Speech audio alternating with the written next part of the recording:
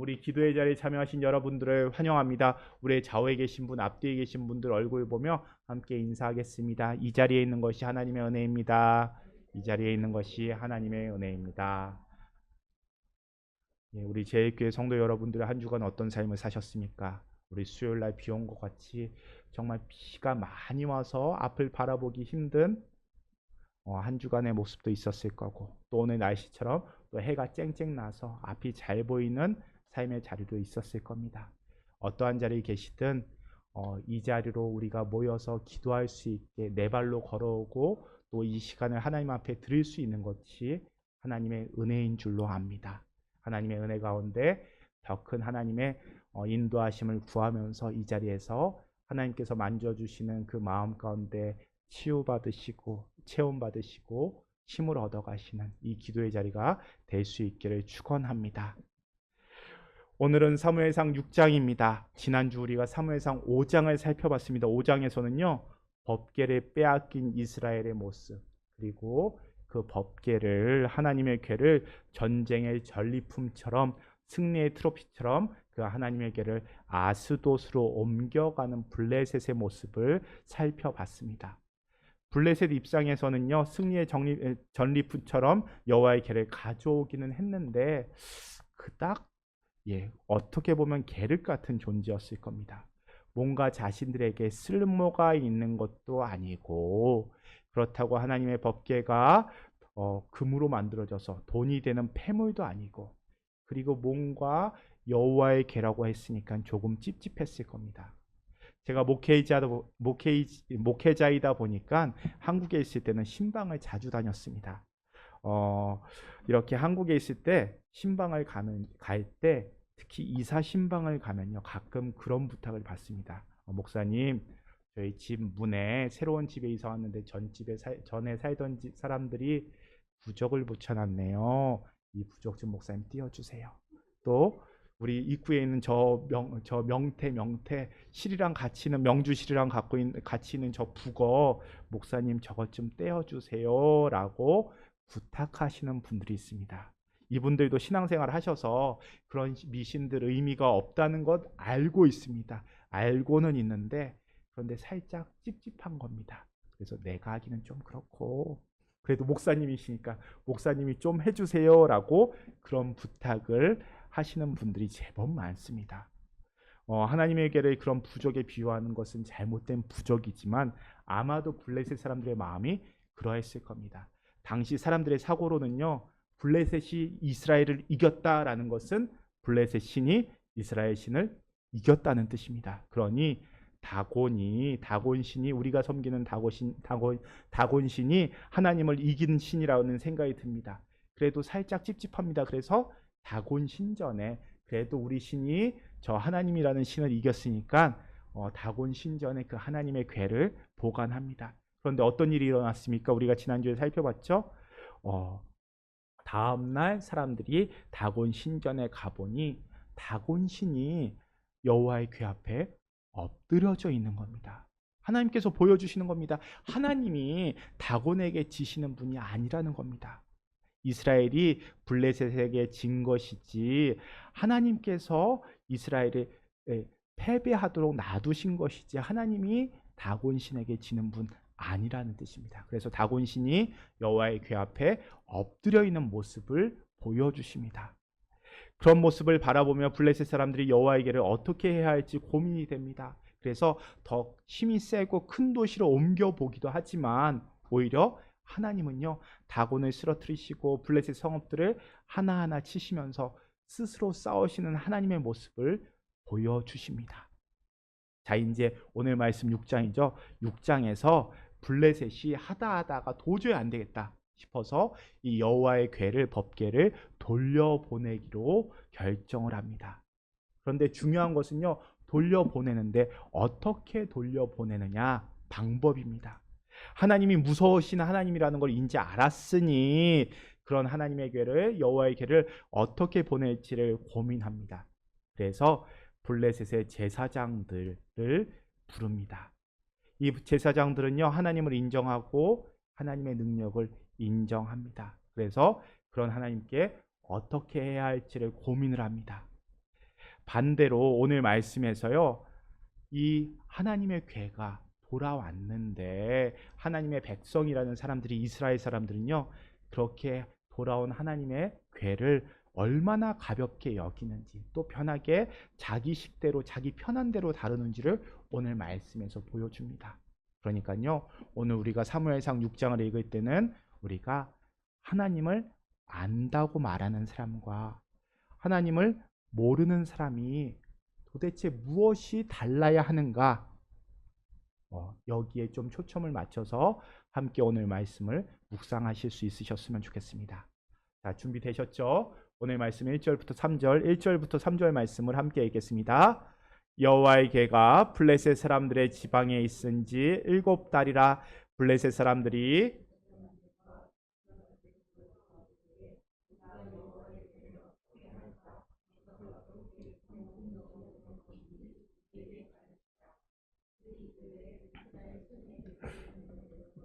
거저 보내지 말고 그에게 속건제를 드려야 할지니라. 그리하면 병도 낫고 그의 손을 너희에게서 옮기지 아니하는 이유도 알리라 하니. 자, 법궤가 블레셋 땅에서 얼마 동안 머물렀다고요? 7달을 머뭅니다. 그동안 법궤는 아스돗에서 가드로, 가드에서 에그론으로 이렇게 떠돌면서 각 성읍마다 독한 종기와 죽음의 재앙이 임하게 됩니다.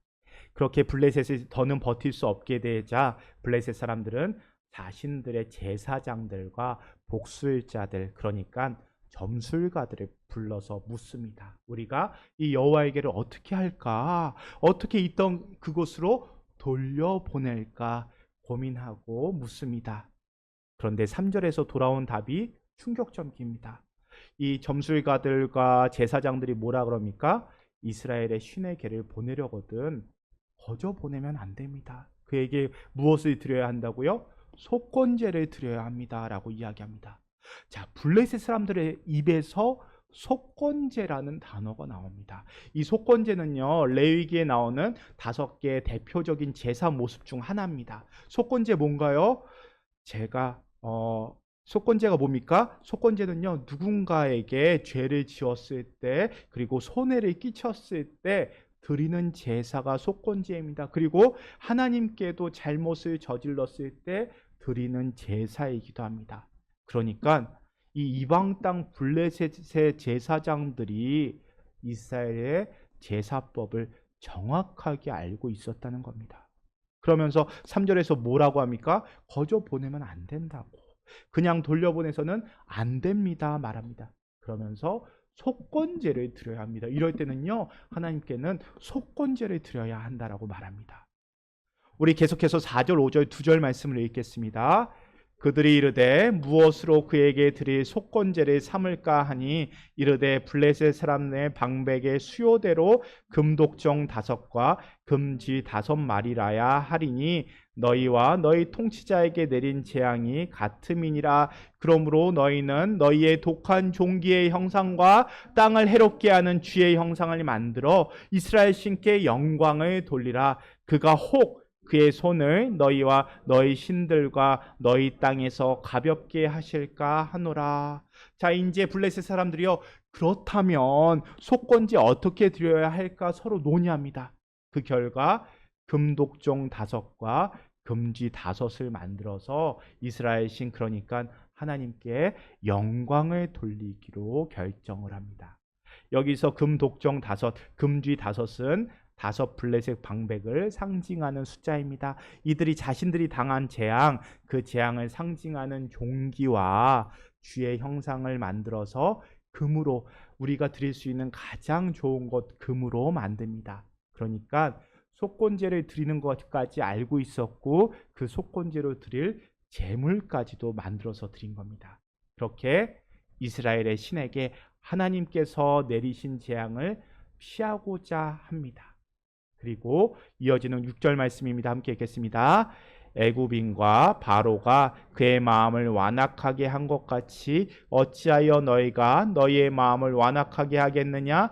그가 그들 중에서 재앙을 내린 후에 그들이 백성을 가게 함으로 백성이 떠나지 아니하였느냐?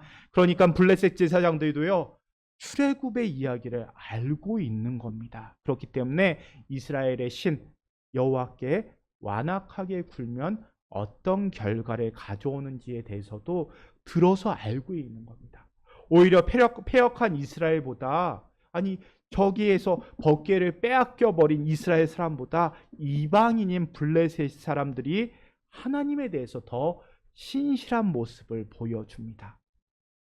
지금 이 장면만 놓고 보면요, 이들은요 엘리와 그의 아들들보다, 당시 이스라엘 제사장들보다 여호와의 율법과 이스라엘의 역사를, 하나님께서 함께 하신 역사를 더 정확히 알고 그 율법을 이스라엘보다 더 잘 따르는 사람들처럼 보입니다. 아니 반대로 그렇게 보는 것이 맞는 것 같습니다. 하나님을 안다는 사람들, 하나님을 경험하고 섬긴다는 사람들이 오히려 하나님을 옆에서 듣고 아는 사람들보다 못하다는 겁니다. 교회를 다닌다는 사람들이 오히려 하나님을 더 인정하지 않는 삶을 살아가는 것을 우리에게 보여줍니다. 오히려 교회에 다니지 않는 사람들이 하나님을 더 인정하는 삶의 모습을 보여주고 있는 겁니다. 교회 다닌다는 사람들이, 하나님께 예배 드린다는 사람들이 하나님을 인정하는 모습을 보여주지 못합니다. 오히려 하나님을 두려워해야 하는 사람들이 하나님이 눈에 보이지 않는다고 하나님을 무시하는 삶을 살아갑니다. 사무엘상의 저자가 우리의 모습 점검하라는 겁니다. 이러한 모습이 너희의 모습은 아니냐 돌아보라는 메시지입니다. 우리 계속해서 이어지는 7절과 8절 말씀도 함께 읽겠습니다. 그러므로 새 수레를 하나 만들고 멍에를 메어 보지 아니한 젖나는 소 2마리를 끌어다가 쇠 수레를 메우고 그 송아지들을 떼어 집으로 돌려보내고 여호와의 궤를 가져다가 수레에 싣고 속건제로 드릴 금으로 만든 물건들은 상자에 담아 궤 곁에 두고 그것을 보내어 가게 하고. 자, 이제 블레셋 제사장들이 여호와의 궤를 돌려보낼 준비를 합니다.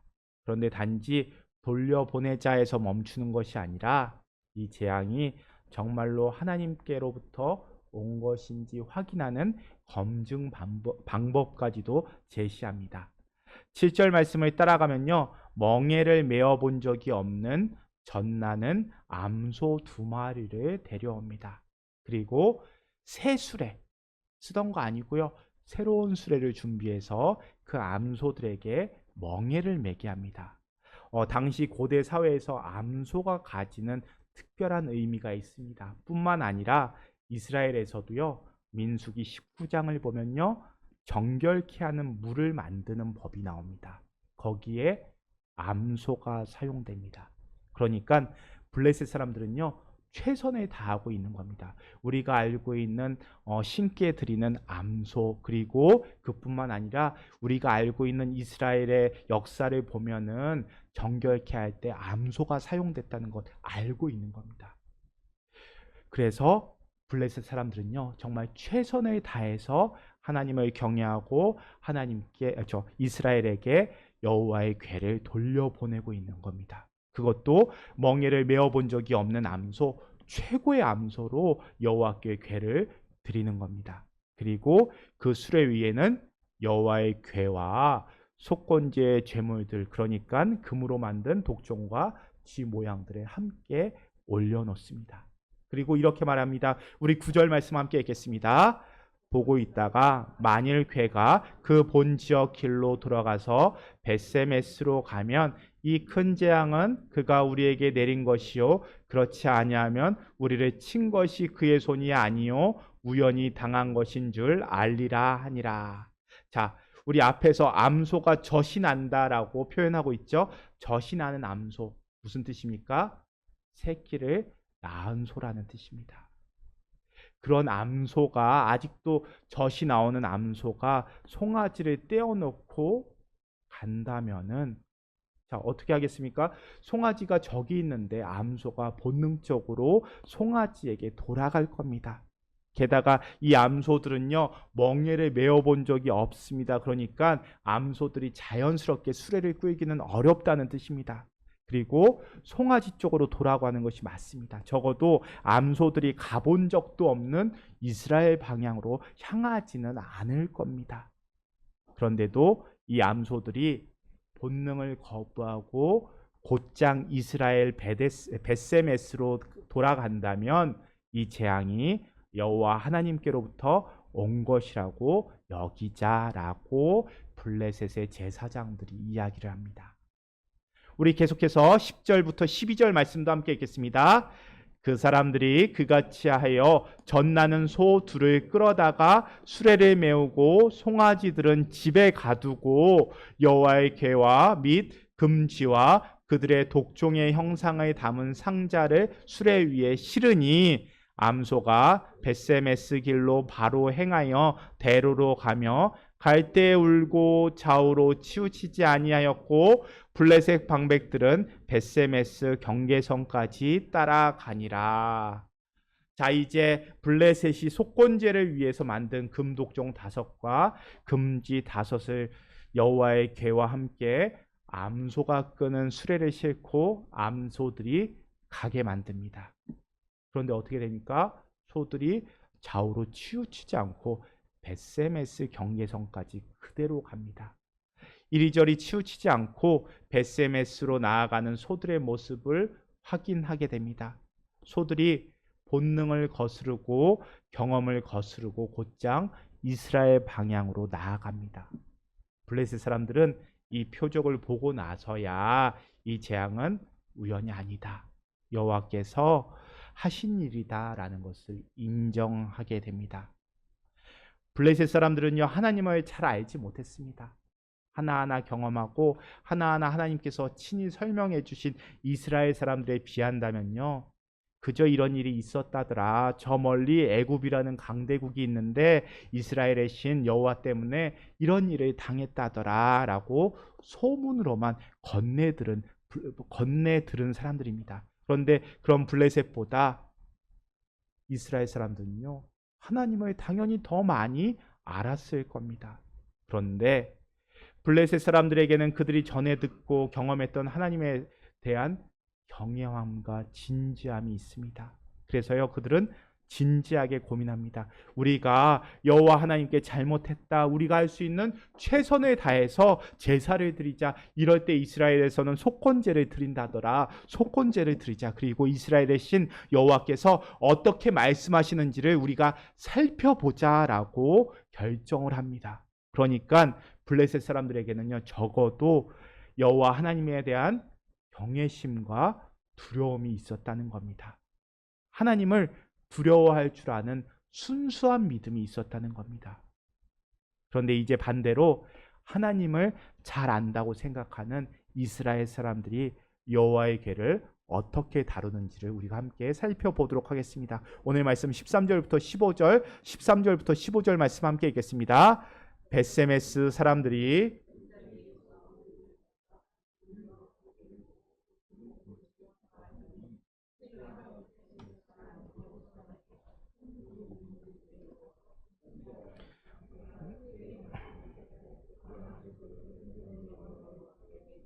레위인은 여호와의 궤와 그 궤와 함께 있는 금봄을 담긴 상자를 내려다가 큰 돌 위에 두매 그날에 벳세메스 사람들이 여호와께 번제와 다른 제사를 드리니라.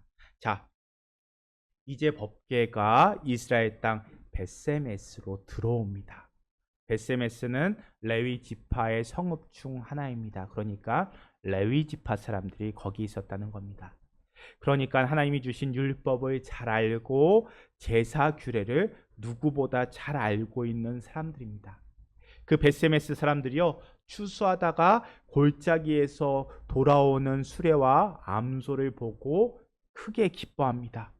여호와의 궤가 이제 여호수아의 밝은 돌 곁에 멈추어 섭니다. 그리고 사람들은 수레에 나무를 패고 그 나무로 제단에 불을 대고 여호와의 궤를 메고 온 암소들을 제물로 삼아서 기쁨의 제사를 드립니다. 그렇죠. 이렇게 읽으면 참 감격적인 장면입니다. 감격적인 제사입니다. 하나님께서 여호와의 궤를 돌아오게 하시고 사람들은 이스라엘 사람들은 그런 모습을 바라보며 하나님께 감사의 제사를 드리는 모습처럼 보입니다. 그런데요, 이 제사를 자세히 살펴보면요, 문제점들이 숨어 있습니다. 자, 먼저 문제가 무엇이냐? 암소는요, 제사법에 따라서 제물이 될 수가 없습니다. 레위기를 보면요, 번제는요, 숫소, 순양, 재물이 없다면 순염소로, 가난하다면 순염소로 이렇게 드릴 수 있습니다. 그런데 여기서는요, 뭘로 번제를 드립니까? 암소로 번제를 드립니다. 아까 말씀드렸듯이 벳세메스는 레위 사람들의 성읍이죠. 레위 사람들 제사 드리는 사람들입니다. 레위 사람들 이거 몰랐을까요? 몰라서 암소로 제사 드렸을까요? 알았을 겁니다. 그런데 왜 암소로 제사를 드렸을까요? 번제를 올려드렸을까요? 자, 이 상황에서 레위인들이 제사를 드린다. 그러면요, 이 제사의 제물 어디서 가져와야 할까요? 벳세메스에서 레위인들이 있으니 제사를 드리는 레위인들은 자신의 소를 잡아다가 드려야 합니다. 그런데 여기에 제사 드리는 벳세메스의 레위인들이 그게 싫은 겁니다. 제사의 본질은요, 내 죄를 대신해서, 내 모습을 대신해서 내 것, 내 소유, 내 피와 살 같은 내 재산, 나의 일부를 하나님께 올려드리는 게 제사입니다. 그런데 벳세메스 사람들은요, 그거 싫은 겁니다. 여호와의 궤가 돌아왔다는 감격보다 내가 손해보는 거, 내 소유, 내 재물 드리기 싫은 겁니다. 그래서 하나님께 드릴 비용과 수고를 최대한 줄이는 방식으로 제사를 드립니다. 두 번째로요, 장작도 마찬가지입니다. 레위인들은요, 제단에 불을 피우기 위해서 나무를 구해오는 수고를 해야 합니다. 그런데 이들은요, 수레나무 그대로 패서 쪼개서 사용합니다. 그러니까 벳세메스의 레위인들은 이렇게 생각하는 걸 겁니다. 온 김에 있는 걸로 편하게 손해 안 보고 제사 드리고 싶은 겁니다.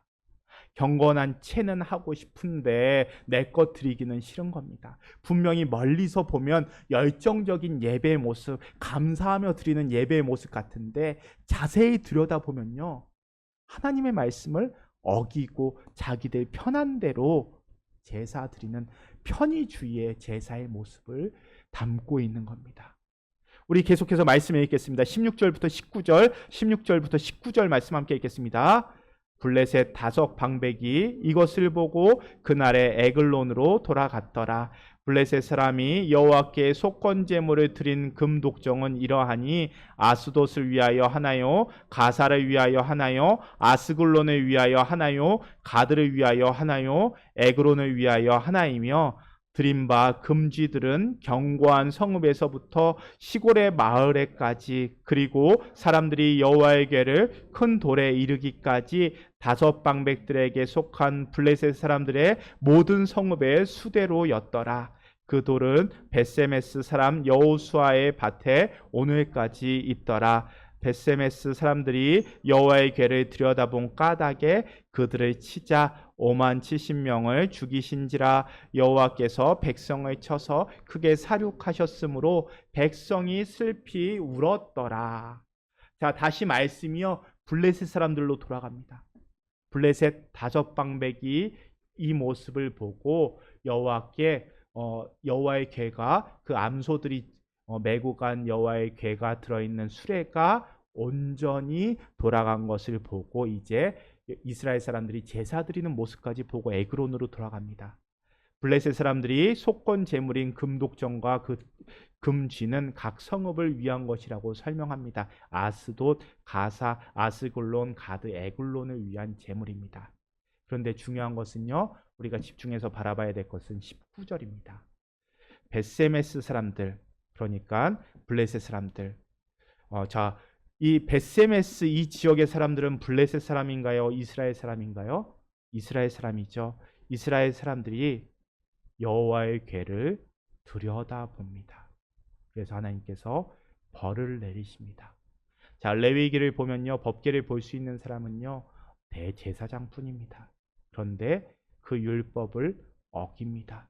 그렇게 벌을 받아서 죽은 자가 몇 명입니까? 5만 70명. 자, 여기에서 5만에는 괄호가 쳐 있죠? 괄호가 쳐 있는 이유 뭐라고 말씀드렸나요? 밑에 각주도 있습니다. 각주를 쭉 따라가 보면요. 각주를 보면 뭐라고 설명합니까? 어떤 사본에는 5만이 없다라고 적혀 있죠. 그러니까 너무도 안타깝게도 그렇고 너무도 다행인 게 또 성경에는요. 원본이 남아있지 않습니다. 원본에 가까운 사본들을 보고 번역을 한 겁니다. 그런데 그렇게 권위 있는 사본들 중에서 어떤 사본은요 5만 70명이라고 기록되어 있고 어떤 사본에는 70명이라고 기록되어 있습니다. 뭐가 맞을까요? 모른다는 겁니다. 그래서 성경을 번역할 때 정확하게 알 수가 없기 때문에 가로를 사용해서 적어 놓은 겁니다. 그래서 앞으로 성경 읽으실 때 이런 가로가 나오면은 어떤 사본에는 기록되어 있고 어떤 사본에는 기록되어 있지 않구나라고 생각하시면 됩니다. 자, 그런데요. 중요한 것은요. 5만 명이냐 70명이냐 5만 70명이냐가 중요한 것이 아니라 여호와의 궤를 열어보고 벌 받은 사람의 수가 많다는 겁니다. 레위기를 보면 법궤는 대제사장조차도 마음대로 열어볼 수 없고 오직 지성소에서만 다루어지는 거룩한 물건입니다. 자, 여호와의 궤를 담는 궤의 뚜껑을 뭐라고 부릅니까? 시은좌라고 부릅니다. 시은 무슨 뜻입니까? 은혜가 임하는 좌, 자리라는 뜻입니다. 왜 은혜가 임합니까? 하나님께서 이 자리에 임하시니까요. 그만큼 은혜의 자리라는 겁니다. 그러니 더 거룩하게 지켜낼 수 있어야 하는 게 하나님의 궤입니다. 그런데 베세메스 사람들이 그거 몰랐을까요? 알았습니다. 베세메스 레위인들에게 주어진 성읍입니다. 이들은 레위인들입니다. 그런데 알고도 범한 겁니다. 알고도 행하지 않은 겁니다. 그래서 많은 사람들이 죽음을 당하게 됩니다. 자, 그럼 여기서 우리가 상상을 좀 해보겠습니다. 우리가 말씀을 볼 때 상상한다는 거는요, 마음대로 생각하는 거 아닙니다. 말씀을 근거로 추측해 보자는 겁니다.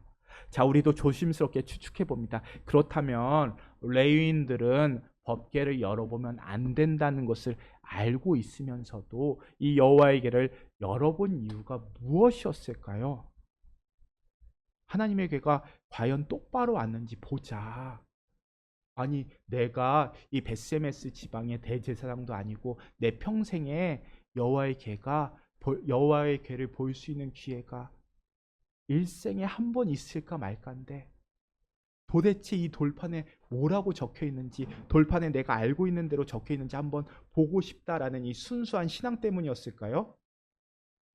아니었을 겁니다. 자, 생각해 보세요. 앞에서 블레셋 사람들이 법궤를 보낼 때 뭐랑 같이 보냈나요?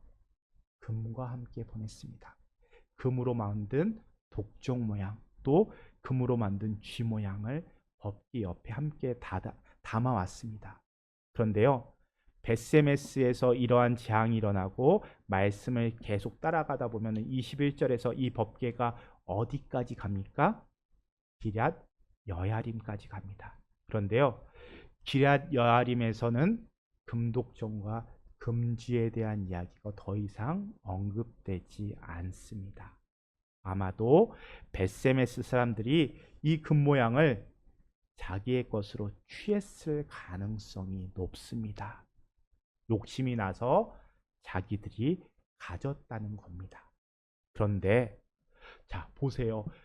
법궤 옆에도 이렇게 큰 금덩어리들이 있는데 저 법궤 안에도 뭔가 있지 않을까? 라는 욕심이 났을 겁니다.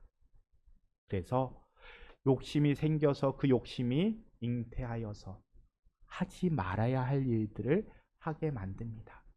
그들은 아마도 욕심에 눈이 멀어서 열지 말아야 할 여호와의 궤를 열어봤을 겁니다. 이거는 상상입니다. 추측입니다.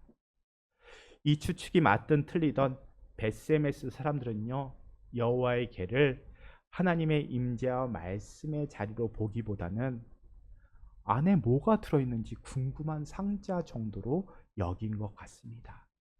그들은 자신들이 아는 것, 여호와에게는 하나님의 임재의 상징입니다라는 것을 알고 있었지만 그렇게 행하지 않았습니다. 그러니 하나님께 제사 드릴 때도 제사법을 무시하고 그저 가져온 암소와 가져온 수레를 패서 불을 떼서 드리는 모습을 보입니다. 그리고 그런 벳세메스 사람들을 하나님께서 벌하십니다. 그렇게 벌하시는 하나님을 경험한 벳세메스 사람들이 외칩니다. 우리 마지막 20절, 21절 말씀 함께 읽겠습니다. 벳세메스 사람들이 이르되 그를 우리에게서 누구에게로 올라가시게 할까 하고 전령들을 기럇 여아림 주민에게 보내어 이르되 블레셋 사람들이 여호와의 궤를 도로 가져왔으니 너희는 내려와서 그것을 너희에게로 옮겨가라. 자, 이 거룩하신 하나님 여호와 앞에 누가 능히 서리요? 블레셋 사람들은 여호와의 손이 무거운 것을 알고 있었습니다. 그러하기에 오늘 말씀에서 블레셋 사람들은 오히려 두렵고 떨리는 마음으로 여호와의 속건제를 준비하고 정성을 다해서 여호와의 궤를 돌려보냅니다. 하지만 벳세메스 사람들은요, 여호와를 안다고 말하면서 행함이 없이 자신들이 편한 대로, 자신들의 욕심대로 여호와의 궤를 대하다가 결국 죽음을 맞이하게 됩니다. 그렇게 벳세메스 사람들이 여호와의 궤를 감당하지 못하고 기럇 여아림 사람들에게 사람을 보내서 부르게 됩니다. 그리고 오늘 말씀 넘어서 7장 1절 말씀을 마지막으로 우리가 함께 읽도록 하겠습니다. 7장 1절입니다.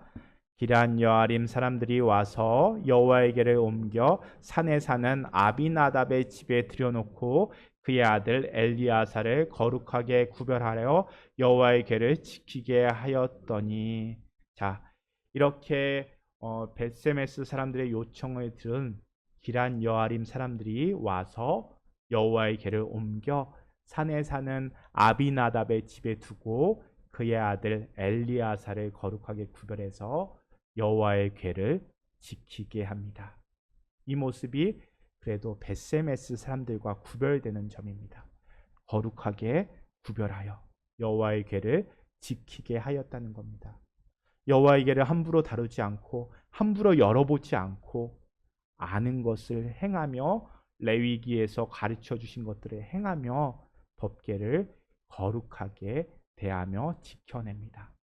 그리고 2절 말씀을 보면요, 이 집의 법궤가 20년 동안 머물게 됩니다.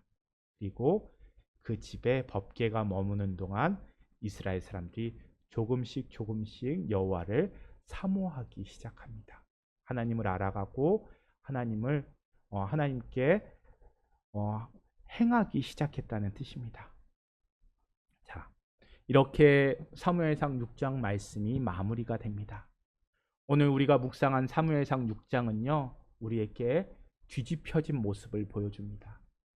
이방 민족인 블레셋의 제사장들이 속건제를 알고 있고요, 출애굽의 역사를 알고 그 하나님을 인정하고 경외합니다.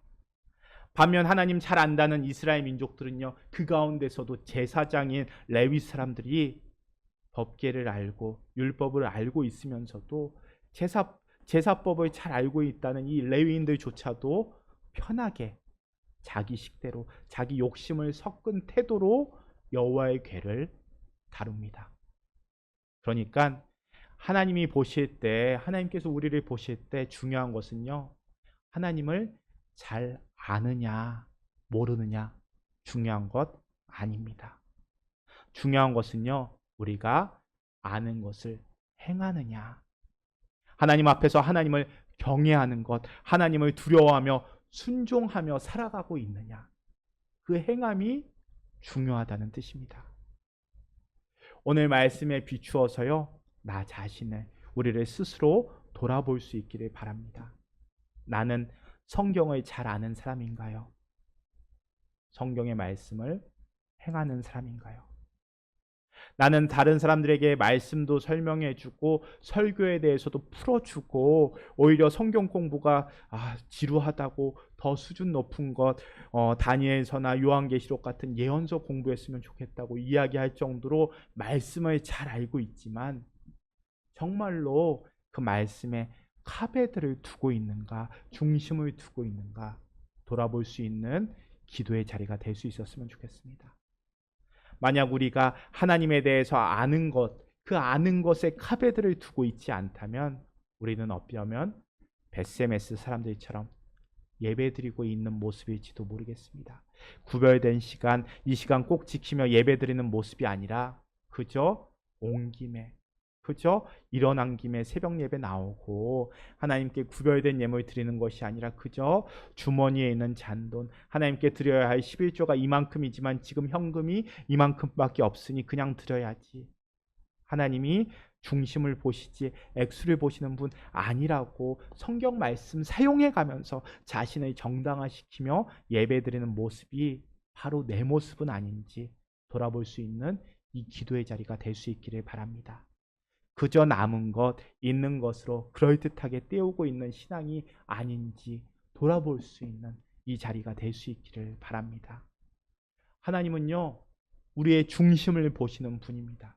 그렇다면 우리의 중심은요, 나도 함께 들여다봐야 합니다. 정말 내 속에 하나님을 두려워하는 마음을 갖고 있는지, 진정 하나님을 경외하는 마음을 갖고 있는지 돌아보며 내 삶의 모습이 정말 그 하나님을 경외하는 마음을 드러내는 삶을 행하고 있는지 돌아보며 우리 함께 이 시간 기도의 자리로 나아가도록 하겠습니다.